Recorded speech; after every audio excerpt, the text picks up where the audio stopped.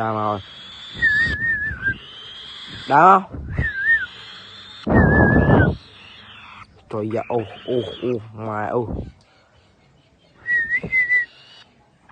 ngoài đám không?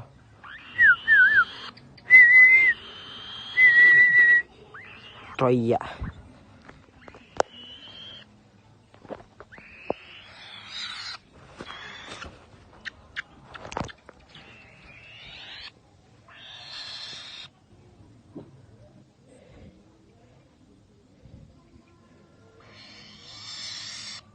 Thật chẹt đi ra.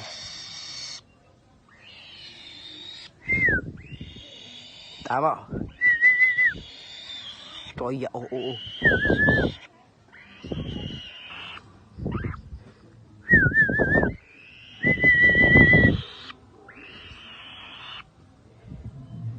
trời dạ.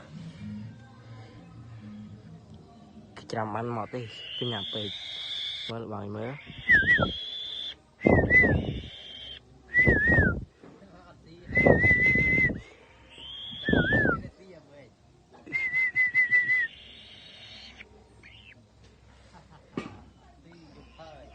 Thầy có món mà bay thảm.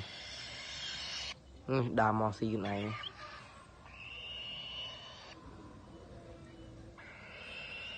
Sao đại bị chợ này, chợ này.